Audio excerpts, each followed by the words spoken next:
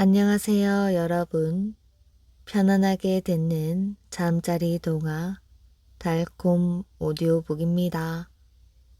오늘 하루도 즐겁게 잘 보내셨나요? 오늘의 첫 번째 이야기는 조선시대 성종 임금 때 질투심으로 폐비가 된 왕비 윤씨 이야기입니다.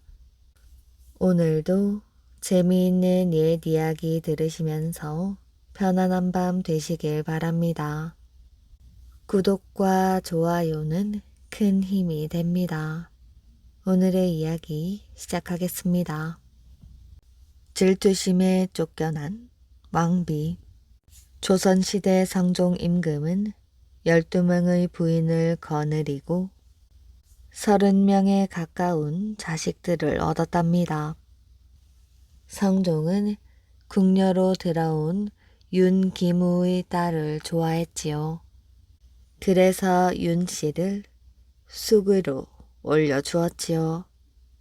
쑥의 윤씨는 뛰어난 미인이었답니다.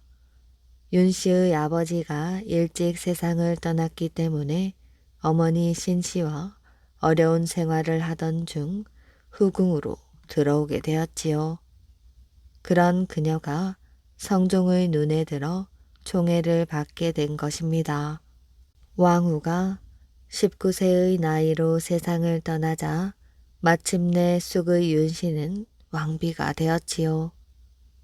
윤씨는 왕비가 되기 전에 왕자 융을 낳았답니다. 그래서 성종은 이 왕자를 강희맹의 집에서 기르도록 하였지요.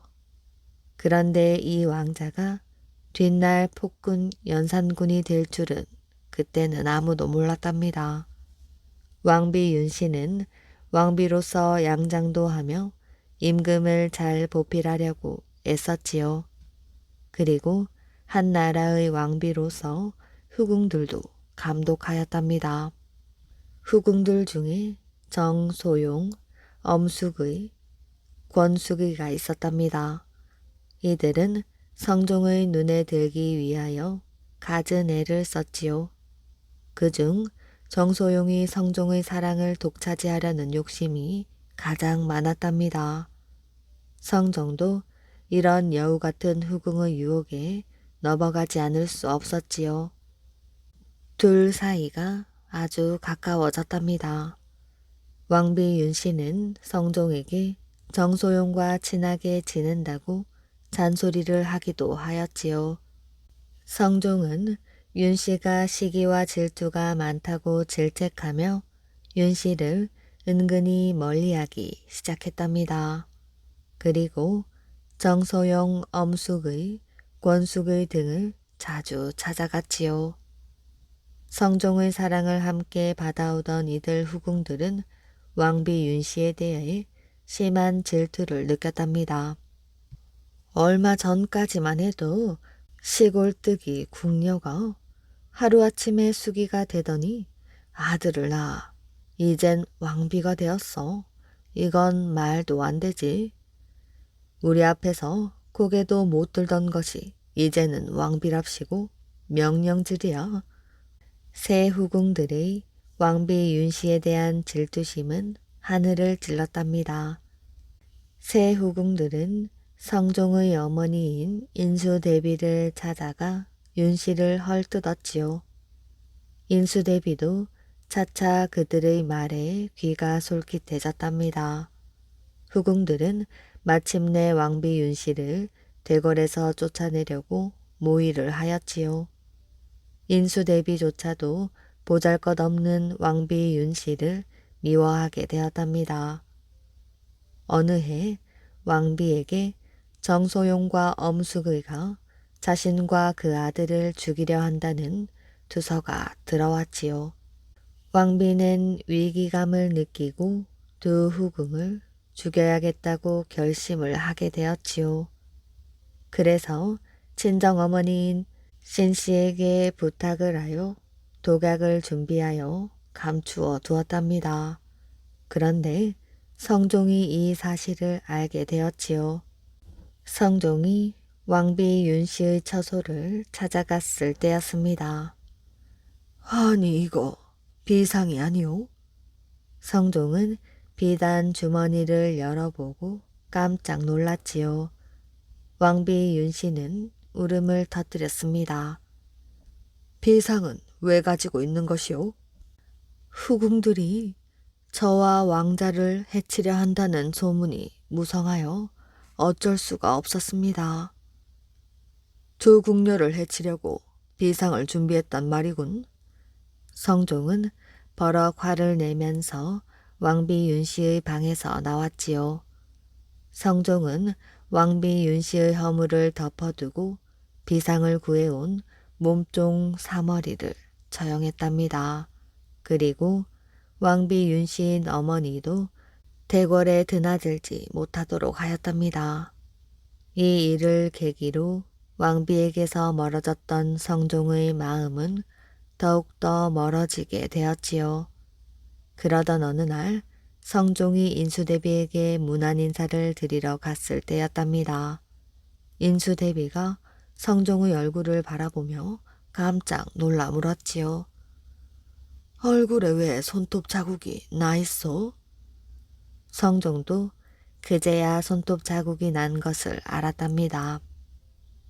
아, 어제 왕비 윤씨의 처소에 들었다가 손끝에 스친 모양입니다.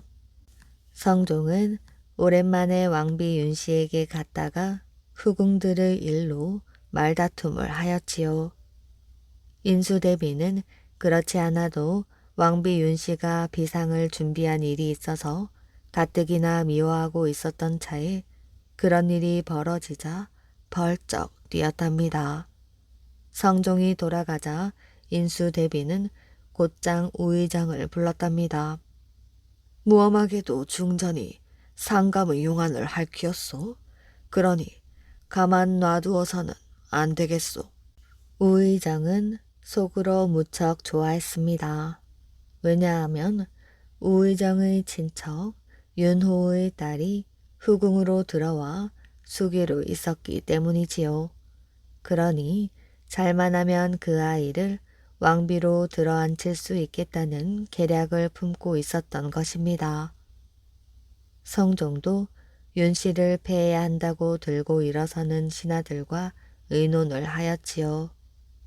조정의 대신들은 윤씨를 패배시켜야 한다는 쪽과 원자가 있어서 패비는 불가하다는 두 패로 나뉘어졌지요.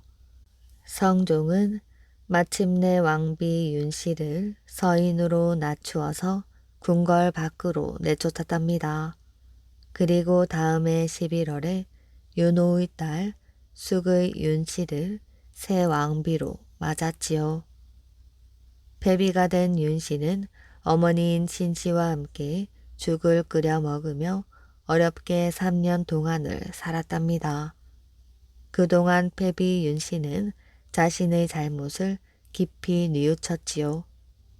성종은 아들을 생각해서 윤씨를 패비시키는 것으로 그치고 조용히 넘어가려고 하였답니다. 세자가 점점 커지니 성종도 윤씨에 대한 불쌍한 마음이 들었지요. 그런데 윤씨를 미워하던 후궁이 가만히 있을 리가 없었답니다. 정소용이 성종에게 속삭였지요. 패비 윤씨는 죄인이면서 화려한 옷을 입고 기름진 음식을 먹으며 호화롭게 살고 있다고 합니다. 그래서 성종은 내시를 시켜 윤씨의 동정을 살피고 오게 하였지요. 그런데 이 사실을 안 정소용이 꾀를 내 내시에게 뇌물을 두둑히 주었습니다. 성종의 하사품을 가지고 간 내시는 딱하게 지내는 패비 윤씨를 살펴보고 돌아갔지요. 하지만 내시는 궁궐에 들어와 성종에게 거짓으로 보고를 하였답니다. 패비 윤씨는 호화롭게 생활하면서 나라를 원망하고 있었습니다. 그리고 후일 복수를 한다는 말도 하였지요. 성종은 반성의 빛을 보이지 않는 윤씨를 죽여야겠다고 생각하였지요. 다음 날 성종은 신하들이 모인 자리에서 끔찍한 명령을 내렸답니다. 패비 윤 씨는 3년이 지나도록 자신의 잘못을 뉘우치기는커녕 세자가 등극하면 안갚음을 하려 한다 하오. 패비 윤 씨에게 사약을 내리겠소. 그리고 반대하는 신하들에게는 이렇게 못을 박듯이 말하였지요.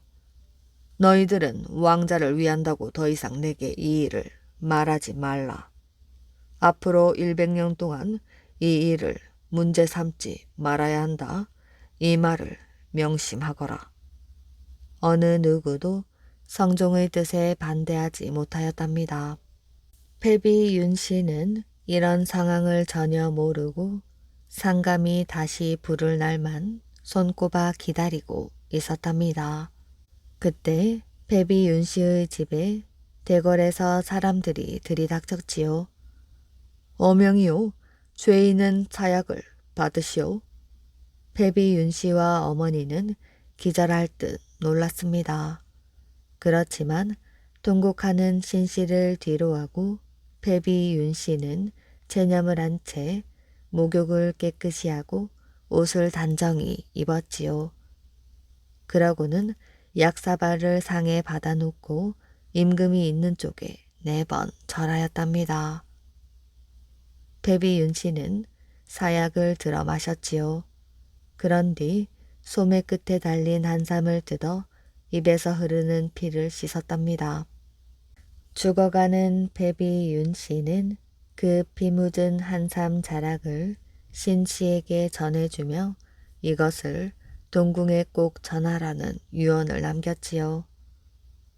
패비 윤 씨가 사약을 받아 마시고 죽은 뒤에 어머니 신치는 장흥으로 귀향을 떠나게 되었답니다. 하지만 성종도 패비 윤 씨를 죽이고 마음이 편하지 않았지요. 그래서 누구든 패비 윤 씨가 사약을 받고 죽은 사실을 세자에게 입 밖에 내는 자는 목숨을 부지하지 못할 거라고 하였답니다. 패비 윤 씨의 죽음은 매우 중요한 비밀에 붙여졌지요. 하늘에 떠 있는 정자. 경주의 부은 마을은 아름다운 곳입니다. 이 마을에서 동쪽으로 바라보면 유명한 나왕대가 솟아있지요. 나왕대는 산맥의 끝에 솟은 봉우리입니다. 봉우리 밑에는 조용하고 맑은 호수가 있어 나왕대를 거꾸로 비추고 있으니 아주 절경인 모습이었지요. 마을 사람들은 아름답고 신비로운 봉우리 위에다 정자를 지었답니다. 선덕 여왕은 자비롭고 슬기롭고 영특한 임금이었지요. 여왕은 서라벌 서쪽의 한 마을에 아주 아름다운 정자가 있다는 이야기를 듣고는 구경을 나왔답니다. 운대리에 금으로 용을 수놓은 깃발이 펄럭이며 오고 있었지요. 그것은 임금의 행차를 알리는 깃발이었답니다. 갖가지 무기와 깃발을 든 의장대가 앞서고 다음에는 군악을 연주하는 악대가 그 뒤에 비단으로 천장을 덮고 고운 발을 들이운 수레를 검은 소가 끌고 왔답니다. 그 수레는 바로 선덕 여왕이 타고 오는 것이었지요. 여왕의 수레 둘레를 색동 치마에 은 요패를 들이운 궁녀들이 에워싸고 다시 그 둘레를 무장한 병사들이 호위하고 있었답니다. 그리고 여러 신하들은 은 날개로 장식한 관을 쓰고 금동으로 된 말 한 장에 황금 향엽과 황금 운주를 장식한 말을 타고 수레의 뒤를 따랐지요. 행렬은 말할 수 없이 매우 화려하고 아름다웠답니다. 임금의 행렬이 마침내 나왕대 밑에 멈추더니 여왕이 수레에서 내려 걸어서 대에 오르고 있었지요. 여왕은 황금 관을 썼고 허리에는 황금 과대에 황금 요패를 들이우고 비단 벌레 날개로 수놓은 치마를 입었답니다. 뒤에는 일산을 든 궁녀와 월산을 든 궁녀가 햇빛을 가리며 여왕을 모시고 조용히 걸어가고 있었답니다. 여왕은 대위에 아담하게 자리 잡은 정자에 올라서서 아름다운 부은 마을을 내려다 보았지요. 이때 갑자기 남쪽으로부터 솜같이 흰 구름이 일기 시작하더니 구름은 마을과 못을 덮고 온 뜰마저 덮어버려 오직 여왕이 있는 정자만이 하늘에 떠 있는 듯 하였답니다. 용자골로 흘러들어온 구름이 나는 듯 용바위산을 감고 돌아 마치 용이 날아와 여왕의 왕림을 칭송하는 듯 하였지요. 부은 마을 사람들과 사라마을 사람들은 구름 위에 떠있는 여왕을 바라보고 감격하여 우러러 보았답니다. 여왕이 수레를 타고 서라벌로 돌아가자 남쪽에 솟아있는 바람부리봉에서 바람이 일기 시작하더니 깔렸던 구름을 거두어 사라져 버렸지요. 구름이 걷히자 거울 같은 하늘에 반달이 떠 있어 부은 못에 비친 나왕대는 더욱 아름답게 보였답니다. 선덕 여왕이 다녀간 후로 이 정자를 부은대라고 하였지요. 구름 위에 떠 있던 정자라는 뜻입니다. 그 후 다시 세월이 흘러 나라가 바뀌니 부은대는 신라 임금이 논일던 곳이라 하여 나왕대라 부르게 된 것이라 합니다. 지금 정자는 없어지고 그 터만 남아있지요. 산 위에서 만난 바다. 하늘함은 백두산 기슭에 자리한 어느 마을의 우두머리였답니다. 하늘함은 어려서부터 힘이 장사였고 지혜로웠지요. 마을 사람들은 하늘함을 지도자로 모시고 존경하였답니다. 그가 족장으로 있는 동안 마을 사람들은 평안하게 살 수 있었지요. 백두산 근처에 사는 마을 사람들 사이에는 석전놀이가 유행하였답니다. 석전놀이란 각 마을 사람들끼리 돌로 전쟁을 벌이는 놀이였지요. 석전놀이는 마을과 마을이 돌을 무기로 벌이는 싸움이었답니다. 가을이면 해마다 한 번씩 시합을 벌였는데 이기게 되면 마을의 영광이었고 지면 마을의 큰 수치였지요. 하늘함의 마을은 이 시합에서 늘 이웃 마을을 이겼답니다. 하늘함의 힘이 워낙 세서 당해낼 사람이 없었기 때문이지요. 우리는 저 양반만 있으면 항상 이겨. 하늘이 내린 분이여. 마을 사람들은 모두 하늘함을 칭찬하였답니다. 세월이 흐르고 하늘함도 어느덧 노인이 되었지요. 검던 머리도 수염도 백두산 꼭대기에 쌓여있는 눈처럼 하얗게 변했답니다.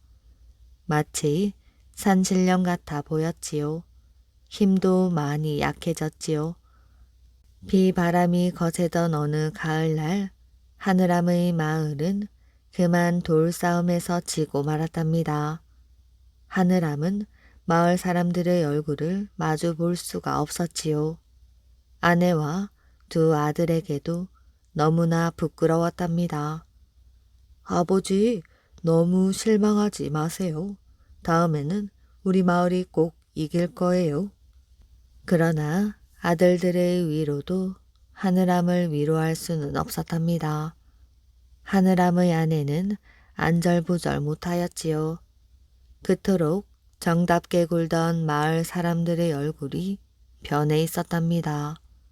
하늘함은 온종일 집 안에만 웅크리고 있었지요. 마을 지도를 펼쳐놓고 어떻게 하면 돌싸움에서 이길 수 있을까만 생각하였답니다. 그러는 사이 하늘암의 힘은 점점 약해져 갔지요. 마을 사람들 사이에 하늘암이 미쳤다는 소문이 떠돌았답니다. 당신을 다들 미쳤다고 해요. 제발 바깥으로 나오세요. 그러나 하늘암은 말을 듣지 않았답니다. 이웃 마을과의 돌싸움에 갖가지 작전을 방바닥에 그렸다가 지우기를 반복하였지요. 밥도 먹지 않고 잠도 자지 못했답니다. 눈은 움푹 들어가 잘 보이지도 않았고 멋대로 자란 수염과 머리칼은 무릎을 덮었답니다. 마을에는 이미 새 우두머리가 뽑혔고 아무도 하늘암에게 관심을 두지 않았지요. 하늘암은 마을 사람들에게 잊혀져 버린 것입니다. 그 사이에도 하늘암의 마을은 돌싸움에서 이웃 마을에게 계속 졌답니다. 하늘암은 그것을 견딜 수가 없었지요. 그렇지만 이웃 마을을 이길 방법을 찾을 수가 없었답니다. 그래서 사람들이 있는 곳으로 나올 수가 없었지요. 어느 날 밤 하늘암은 사람이 없는 틈을 타서 마당에 나와 백두산 하늘 위로 뜬 별들을 바라보았답니다. 정말로 오랜만에 보는 별이었지요. 밤하늘에 펼쳐진 별들은 정말 아름다웠답니다. 별들 밑에는 늠름하게 서 있는 백두산의 눈 쌓인 하얀 머리를 보았지요. 하늘암의 눈에서 눈물이 흘렀답니다. 예전과 같은 힘을 줄 수 있는 것은 하늘뿐이라고 생각하였지요. 할아버지가 들려준 전설에 따르면 백두산 꼭대기에는 큰 바다가 있다고 하였답니다. 그 물을 한 모금만 마시기만 해도 누구든 온 천하를 다스릴 수 있는 장수가 된다고 하였답니다. 그러나 백두산 꼭대기를 오르겠다는 것은 목숨을 내놓겠다는 말과 같았지요. 험한 골짜기도 문제지만 사르르는 추위를 견디어야 할 뿐 아니라 무서운 짐승들도 득실거리고 있었기 때문입니다. 그래서 그 누구도 백두산에 오를 수 없었지요. 그러나 하늘암은 예전의 힘을 다시 얻기 위해 반드시 백두산 꼭대기에 올라가야 했답니다. 하늘암은 아내와 아들이 밭에 나간 사이 조용히 집을 나섰답니다. 젊은 사람도 오르기 힘든 험한 산을 혼자서 걸어갔답니다. 하늘암은 밤낮 없이 우글거리는 산 짐승들을 피해 나무에서 잠을 잤답니다. 하늘암은 똥도 누지 않았답니다. 사방에 널려있는 사슴도 잡지 않았고 아주 귀한 약초에도 손을 대지 않았답니다. 오로지 물만 마셨지요. 몸은 점점 산 짐승을 닮아갔답니다. 그러나 멈출 수가 없었지요. 신비로운 백두산의 가장 높은 곳, 천지에 도달하고 싶은 마음 때문이었답니다. 사람들은 백두산 꼭대기에 큰 바다가 있다는 말을 믿지 않았지요. 산 꼭대기에 무슨 바다가 있느냐고 웃었답니다. 그러나 하늘암은 할아버지가 들려준 전설을 믿었지요. 하늘암이 길을 잃고 헤맬 때마다 간절히 기도를 했답니다. 제가 처음으로 큰 바다의 물을 마실 수 있게 도와주소서. 제가 처음으로 하늘의 별들을 가장 가까이 볼 수 있게 하여 주소서. 그리고 제게 옛날의 힘을 다시 주소서. 하지만 하늘암의 소원은 금방 이루어지지 않았답니다. 가도 가도 끝이 없었지요. 나무에 걸려 낡은 옷가지는 헤어졌고 벼랑에서 굴러떨어져 만신창이가 되었답니다. 그러나 멈출 수가 없었지요. 숲을 지나고 들을 지나 마침내 온갖 어려움을 겪고 도착한 곳은 백두산 꼭대기의 바다, 천지였답니다. 하늘암은 펑펑 눈물을 흘렸지요. 할아버지에게 전해 들었던 전설처럼 정말로 백두산 꼭대기에 바다처럼 넓고 깊은 못이 있었답니다. 하늘암은 자신도 모르게 그 못으로 내려갔답니다. 조심스럽게 두 손바닥을 모아 맑은 물을 마셨지요. 물은 얼음장처럼 차가웠답니다. 옷을 벗고 차가운 몸에 몸을 씻었지요. 마을에서 가져온 모든 나쁜 욕심을 씻었답니다.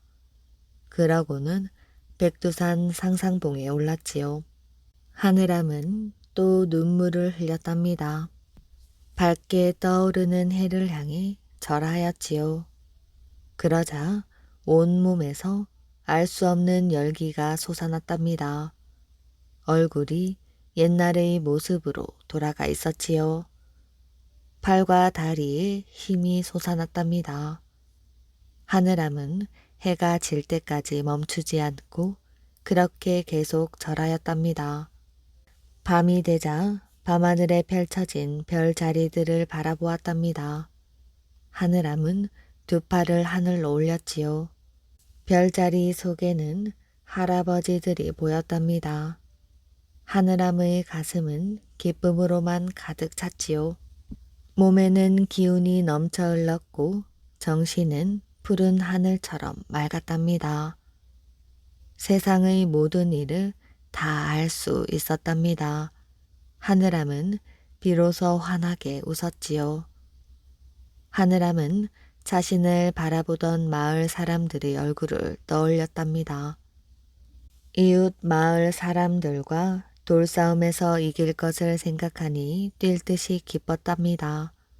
마을 사람들이 예전처럼 자신을 붙잡고 춤추고 노래를 부를 것을 생각하니 가슴이 터질 것만 같았지요.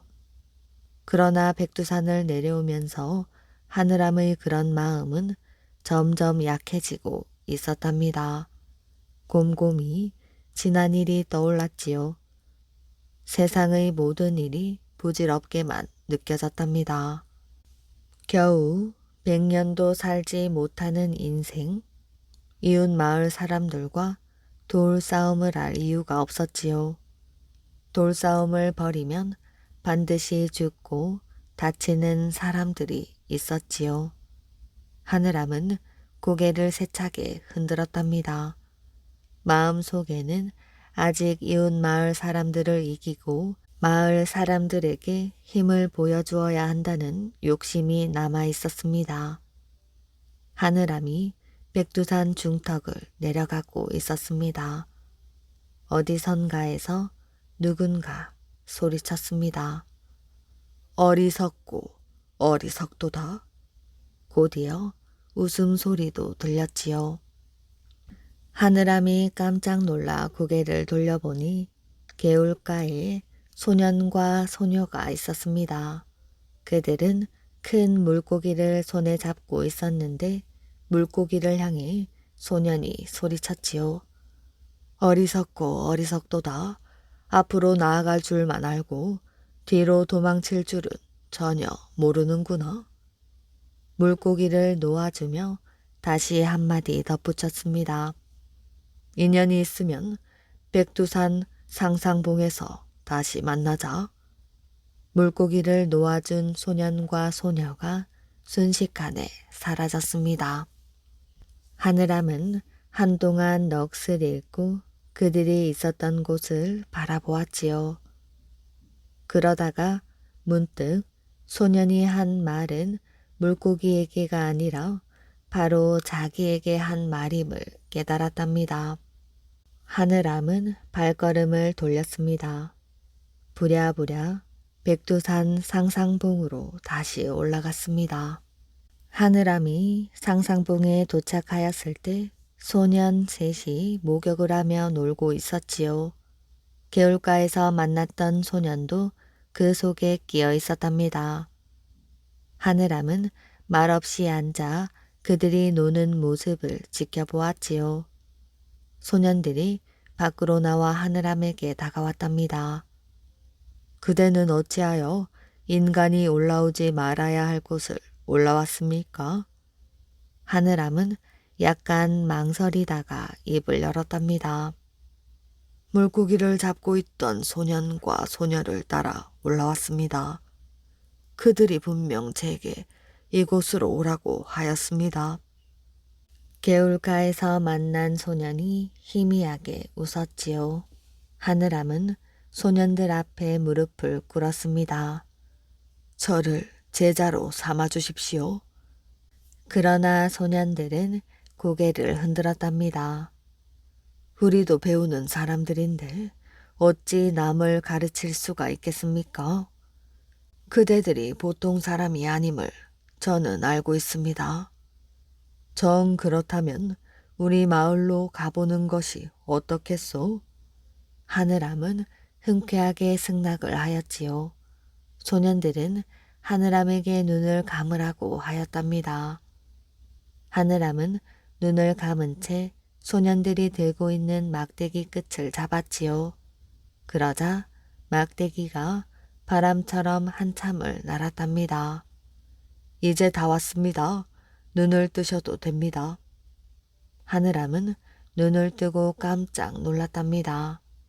소년들이 사는 마을은 소문으로만 듣던 별천지였지요. 옛날부터 전해져 오는 전설 속의 마을, 바로 신선들이 사는 마을이었답니다.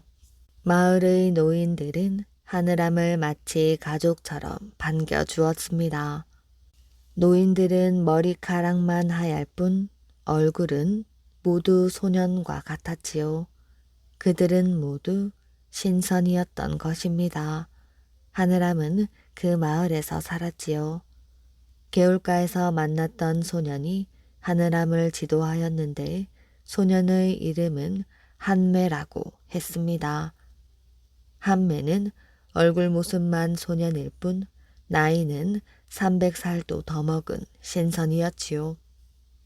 그 후 3년이라는 세월이 흘렀답니다. 하늘암은 바깥 세상이 그리워 견딜 수가 없었지요. 두고 온 가족들이 보고 싶었답니다. 하늘암은 밤낮으로 고향만 생각했습니다. 하던 공부도 제대로 되지 않았지요. 하늘암의 얼굴은 날이 갈수록 창백해져만 갔답니다. 그때 한매가 하늘암을 불렀지요. 그대의 마음을 알고 있도다. 아무리 공부만 하려고 해도 잘 되지 않습니다. 집을 떠난 인간이면 누구나 두고 온 고향과 가족들이 그리워지는 것은 당연한 일이지. 그대는 인간 세상으로 돌아가 내게 배운 것을 사람들에게 전해주도록 하시오. 하늘암은 몇 번이나 감사의 절을 하였답니다. 신선의 마을을 떠나 인간의 마을로 내려왔지요. 그러나 자기가 살던 집에 가보니 낯선 사람들이 살고 있었습니다. 자기가 살던 집 주인은 백발의 성성한 노인이 되었지요. 아니, 여기 살던 사람들은 모두 어디로 가셨습니까? 무슨 말씀을 하시는 겁니까? 우리는 몇 해째 이곳에서만 살고 있습니다. 하늘암은 기가 막혔답니다. 하늘암은 자기 아들의 이름을 대었지요. 예, 정확하지는 않지만 그분은 저희 증조부 할아버님인 것으로 알고 있습니다. 어르신네께서 어떻게 그 이름을 알고 계십니까? 그제야 하늘암은 신선 세계의 3년이 인간 세계의 100년보다 훨씬 긴 시간임을 깨달았답니다. 저희 할아버님의 할아버님이 돌 싸움에서 지고 백두산에 들어가셨다는 이야기를 들었습니다. 혹시 그분을 아시는지요? 하늘암은 고개를 저었지요. 지금도 돌싸움을 하는가? 아니요. 그건 아주 오랜 옛날 이야기지요. 지금은 시합이 아니라 여러 마을끼리 나누어져 진짜로 전쟁을 합니다. 그 전쟁으로 인해 많은 사람들이 죽었지요. 젊은이들은 모두 전쟁터로 나갔습니다. 하늘암은 더 할 말이 없었습니다. 백발이 성성한 손자와 인사를 하고 이 마을 저 마을을 돌아다녔지요. 손자의 말대로 100년 동안 세상은 너무나 많이 변해 있었답니다. 전쟁으로 인해 죽은 사람들의 시체가 산과 들판을 뒹굴고 있었지요. 힘센 나라는 이웃 나라를 쳐들어갔고 권력을 가진 사람들은 힘없는 백성들을 괴롭혔답니다. 백성들은 그런 고통에서 벗어나기 위해 미신을 믿었지요. 사람들의 마음은 점점 더 사나워지고 사방에서 도적들이 날뛰었답니다. 하늘암은 어둠 속에서 헤매는 백성들에게 참하늘의 도를 전했답니다. 백두산 하늘 아래 사는 부족은 모두 같은 민족임을 알렸지요. 그러자 백두산 아래에 사는 부족들은 전쟁을 멈추었습니다. 또한 하늘암은 여러 신을 없애고 이 땅에 처음 나라를 연 단군 할아버지만 믿게 하였답니다. 비로소 백두산 부족들은 말이 같아지고 풍속이 같아지게 되었지요. 세상이 평화롭게 되자 하늘암은 다시 백두산으로 돌아갔답니다. 훗날 사람들은 하늘암이 백두산에 있는 신선의 세계로 갔다고도 말하고 백두산의 산신령이 되어서 언제까지나 우리 민족을 지킨다고 하였답니다. 범의 통가죽값. 옛날 한 사람이 장에 갔다가 술을 받아 먹었는데 어찌나 많이 먹었던지 잔뜩 취해 가지고 비틀거리며 집으로 오고 있었답니다. 집으로 오는 길에 큰 산의 고갯길을 오르는데 너무 취하여 걸음이 잘 걸리지 않아 그만 그 고개에 쓰러져 잠이 들어 버리고 말았지요. 얼마나 잤는지 실컷 자다가 잠을 깼답니다. 그런데 무엇이 얼굴에 촉촉하게 닿았지요. 무엇인가 하고 눈을 반쯤 뜨고 가만히 보니 사방은 어둑어둑한데 큰 범 한 마리가 꼬리에 물을 흠뻑 적셔가지고 이 사람의 얼굴에 대고 물을 뿌리고 있었답니다. 범은 자는 사람은 잡아먹지 않고 꼭 깨워가지고 잡아먹는다고 하지요. 그래서 이 범도 자는 사람을 깨우기 위해서 꼬리에다 물을 적셔 이 사람의 얼굴에다 뿌리고 있었던 모양입니다. 이 사람은 너무 무서웠지만 설마 살아나갈 길이 있겠지 하는 생각이 들어 어디 두고 보자고 그대로 가만히 누워 있었지요. 범은 꼬리의 물을 다 뿌리고 나서는 다시 개울가에 가서 물을 적셔 또 뿌리곤 하였답니다. 이런 짓을 여러 번 하였지요. 이 사람은 이왕 죽게 될 바에야 범하고 한번 싸움이나 하고 죽어야 하겠다는 생각이 들었답니다. 그래서 범이 다시 꼬리에다 물을 적셔가지고 뒤돌아 앉아서 뿌리고 있을 때 범의 꼬리를 꽉 붙잡았지요. 범은 마음 놓고 물을 뿌리고 있는데 갑자기 꼬리를 잡히니 깜짝 놀랐습니다. 이때 이 사람은 날쌔게 범의 양쪽 귀를 붙잡고 범의 등 위로 올라탔답니다. 그랬더니 범은 그만 혼이 나서 뛰기 시작하였지요. 이 사람은 떨어지지 않으려고 더욱더 힘을 주어 귀를 붙잡고 범의 등 위에 바싹 달라붙었답니다. 범은 범대로 이 사람을 등에서 떨어뜨리려고 이리 뛰고 저리 뛰고 야단 법석이 났지요. 그러면 그럴수록 이 사람은 더욱더 범의 등에 바싹 달라붙어 떨어지지 않으려고 하였답니다. 범은 밤새도록 뛰어 돌아다니다가 새벽녘이 되니까 자기 굴로 되돌아와 굴 안으로 들어가려고 하였지요. 이 사람이 잘 생각을 해보니 범의 굴에 들어갔다가는 잡아먹힐 것 같아 범의 귀를 꽉 붙잡고 두 다리를 굴 입구의 양쪽 벼랑에 딛고 힘을 주어 잔뜩 버티었답니다. 범은 굴 속으로 들어가려고 안간힘을 쓰고 사람은 범을 굴 안으로 못 들어가게 하려고 서로 힘을 쓰고 있는데 갑자기 우지직 하는 소리가 나더니 빨간 고깃덩이가 굴 안으로 쑥 들어갔답니다. 웬일인가 하고 보니 자기는 범의 통 가죽 위에 타고 있고 범의 몸은 없어졌답니다. 범은 굴 속으로 들어가려고 너무너무 힘을 썼기 때문에 콧등에 금이 가서 그것이 찢어지면서 그리로 알몸만 빠져나가게 된 것이지요.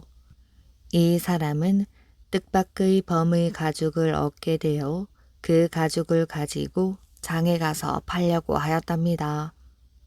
이 범의 가죽은 통가죽이 되어서 사려는 사람이 많아 수천 냥의 비싼 값에 팔렸지요. 그래서 이 사람은 큰 부자가 되었답니다. 그때 한 동네에서 사는 사람 하나가 이 사람이 범의 통가죽을 얻어서 큰 부자가 되었다는 말을 듣고 이 사람을 찾아와서 어떻게 해서 범의 통가죽을 얻게 되었냐고 물었지요. 이 사람은 장에 가서 술을 많이 받아먹고 오는 길에 고개 넘어서 잠을 자다가 범을 만나 이렇게 해서 통가죽을 얻게 되었다고 자세히 말해 주었답니다. 이 얘기를 들은 사람은 장에 가서 술을 많이 받아 먹었습니다. 그리고 취해가지고 집으로 오다가 그 고개에서 쓰러져 잠을 잤지요. 밤이 되자 큰 범이 나타나서는 꼬리에다 물을 적셔가지고 와서 이 사람의 얼굴에다 뿌렸답니다. 이 사람은 들은 말대로 가만히 있다가 적당한 때에 범의 꼬리를 붙잡자마자 범의 등에 올라탔지요. 범은 이리 뛰고 저리 뛰고 야단 법석을 했답니다. 범은 밤새도록 뛰어 돌아다니다가 새벽녘에 굴 안으로 들어가려고 하였지요. 이 사람은 두 다리로 굴 입구의 양쪽 벼랑을 디디고 힘을 주어 버티었답니다. 범은 굴 속에 들어가려고 용을 썼지요. 이렇게 서로 힘을 쓰고 있는데 갑자기 우지직하는 소리와 함께 고기 덩이가 굴 속으로 뛰어 들어가고 이 사람은 범의 통가죽을 타고 있었답니다. 이 사람은 범의 통가죽을 얻게 되어 매우 기뻐 그것을 가지고 장으로 갔지요. 그런데 가죽 장수가 이 범의 통가죽을 이리 보고 저리 보고 하더니 사지 않겠다고 하였답니다.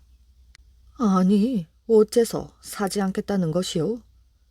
가죽 장수가 대답하였지요.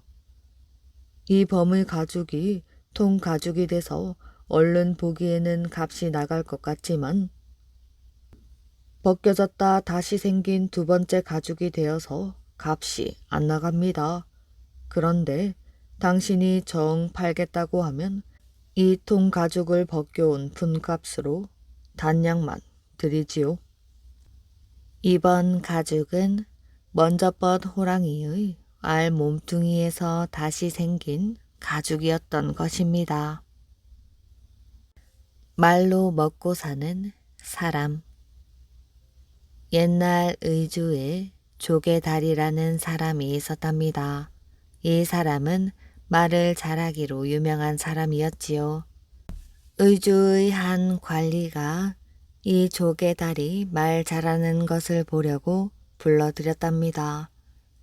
의주 관리는 조개달을 보자 마당 앞에 있는 돌담을 가리키며 저기 있는 담은 돌담인데 어찌하여 돌지 않고 가만히 있는고? 하고 물었지요. 조개달은 서슴지 않고 저 담은 맨 돌담이어서 돌지 못합니다. 하고 대답을 하였답니다. 관리는 이 대답을 듣고 건너편 산에 있는 소나무를 가리키면서 저 산의 소나무가 몇 나무나 되느냐고 물었지요. 조개달은 214나무라고 대답했답니다. 관리는 어떻게 해서 그렇게 자세한 숫자를 아느냐고 물었지요. 조개달은 소나무가 칠칠하고 빽빽이 들어서서 그럽니다.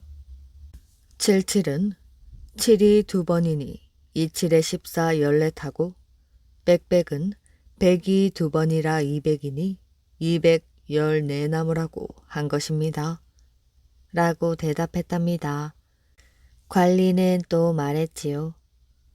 북은 왜 동에다 갖다 놔도 북, 서에다 갖다 놔도 북, 남에다 갖다 놔도 북, 북에 갖다 놔도 북이라 하는 것이야? 조개달은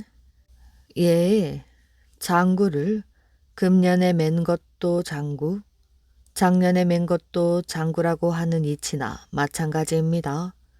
라고 말했습니다. 관리는 또 돌담에다 할미새가 둥지를 틀어 새끼를 깠는데 어미도 할미새, 새끼도 할미새라고 하는 것은 무슨 이치인가? 하고 물었지요. 조개달은 지붕의 처마에 새가 둥지를 틀었는데 작년에 튼 둥지도 새 둥지, 금년에 튼 둥지도 새 둥지라고 하는 거나 마찬가지이옵니다. 라고 대답하였지요. 조개달이 하도 잘 받아 넘기자 관리는 장난을 좀 쳐볼 생각이 났답니다. 그래서 하인들을 시켜서 방문 바로 앞의 마루 판자를 빼놓고 조개달이 나가다 마루가 밑으로 빠지거든 일제히 웃으라고 하였지요. 조개달은 그런 줄은 전혀 모르고 방문을 열고 마루로 나오다가 마루청이 빠진 데를 디디고 마루 밑으로 나동그러졌답니다. 이것을 보고 관리며 관속들은 일제히 웃었답니다. 그런데 조개달은 조금도 어색한 빛도 없이 상주가 죽은 사람을 무덤에 넣을 때 울지 않고 웃는 법이 어디 있어? 하고 점잖게 말하였지요. 자기가 마루 밑에 떨어진 것을 하관으로 비유하고 그것을 지켜보고 있던 관리며 관속들을 상주에 비유하였으니 그들이 조개달의 아들이라는 뜻입니다. 조개달이 대문으로 나가려고 할 때 관리는 하인더러 조개달이 대문 밖으로 다 나가기 전에 대문을 닫으라고 했지요. 하인이 그렇게 하였더니 조개달의 두루마기 자락이 대문 사이에 끼었답니다. 관리는 그것을 보고 자네 꼬리가 대문 새에 끼었네 하고 말했지요. 그러니 조개달은 외양간이 몹시 좁아서 이렇게 꼬리가 끼었습니다. 하였답니다. 이를테면 자기를 짐승이라고 한다면 사또도 짐승일 테니 사또의 집도 곧 외양간이라는 뜻이지요. 사슴을 살리고 얻은 복. 고려시대 서희 장군의 집안은 대대로 청렴결백한 집안이었지요. 서희 장군의 할아버지는 신라의 아전이었으나 태조 왕건이 고려를 세운 후 벼슬의 미련을 버리고 부인과 함께 서원골에서 농사를 지으며 지냈답니다. 서희 장군의 할아버지인 서신일에게는 불행하게도 대를 이을 자식이 없었답니다. 그는 자신에게 덕이 없어 후사가 없다고 여기며 미안해하는 아내를 오히려 위로하고 다독거려주는 자상한 인품의 소유자였지요. 그날도 서신일이 어느 날과 마찬가지로 들에 나가 밭일을 하고 있었는데 어디선가 사슴 한 마리가 피를 흘리며 뛰어왔답니다. 사슴의 목에는 화살이 박혀 있었고 멀리서 쫓아오는 사냥꾼이 있었지요. 서신일은 얼른 사슴을 밭 옆에 무성히 자라난 풀숲 속에 숨겼답니다. 잠시 후 사냥꾼이 헐떡이는 숨을 내쉬며 서신일에게 물었지요. 여보시오, 여기로 사슴 한 마리가 내려오지 않았소? 못 보았소? 보긴 보았소만 왜 그러시오? 아니, 왜 그러시오라니? 내가 잡은 사슴이요. 어디다 감춘 것이오? 아니, 그런 게 아니라 사슴이 벌벌 떠는 것이 불쌍해서. 이보시오, 쓸데없는 소리 하지 말고 내 사슴이나 내놓으시오. 어차피 사슴은 잡아다 팔려고 하는 것이 아니오. 그러니 나에게 저 사슴을 팔면 안 되겠소? 사냥꾼은 서신일의 간곡한 말에 사슴을 팔기로 하였답니다. 서신일은 당장 집으로 사냥꾼을 데리고 가서는 사슴 값을 후하게 치러 보냈지요. 사냥꾼을 보낸 서신일은 부인과 함께 온갖 정성을 다해 사슴을 치료하였답니다. 그렇게 며칠 뒤 사슴의 상처는 완전히 나았고 서신일 내외는 사슴을 산 속으로 돌려보냈답니다. 그러한 일이 있은 지 얼마 되지 않아 서신일의 부인에게 태기가 있었지요. 10달 후 건강한 아들이 태어났는데 그 아이가 서희의 아버지 서필이랍니다. 부모의 청렴한 기질을 이어받은 서필 역시 고려의 재상의 지위에까지 올랐지만 항상 검소하게 생활하였지요. 서필이 광종 임금 시절 벼슬을 지내고 있을 때 일입니다. 광종이 서필을 비롯한 신하들의 공료를 치하하며 금술잔을 하사하였지요. 그러나 서필은 금술잔을 사양하였답니다. 소신이 지금까지 받은 은총도 황송하거늘 거기에 금으로 만든 술잔까지 받는 것은 분수에 넘치는 일이옵니다. 게다가 신하가 금그릇을 사용한다고 하면 전하께서는 도대체 무엇을 사용하시겠습니까? 서필이 이런 말로 광종의 하사품을 받지 않자 광종은 크게 감동하여 그의 청렴함을 칭찬하였지요. 이 무렵 고려에서는 송나라 사람들이 귀화하는 일이 잦았는데 광종은 그들을 우대하여 백성들의 집을 강제로 빼앗아 그들의 거처로 삼게 하였답니다. 이것을 안타깝게 여긴 서필은 자신의 집을 나라에 헌납하겠다고 광종에게 아뢰었지요. 이에 광종이 놀라 물었답니다. 집을 주고 나면 경은 어디서 살겠다는 것이오? 소신은 성은으로 재상이 되어 지금까지도 편안하게 살았습니다. 소신은 나라에서 받는 녹봉으로 작은아마 집을 장만하겠나이다. 이렇게 하여 서필은 나라의 재상인데도 자신의 집을 내놓고 초가의 거처를 정했지요. 이후 광종은 더 이상 백성들의 집을 빼앗지 않았답니다. 이야기 재미있게 잘 들으셨나요? 오늘의 이야기는 여기까지입니다. 오늘도 끝까지 이야기를 들어주셔서 정말 감사합니다. 모두들 편안한 밤 되시길 바랍니다.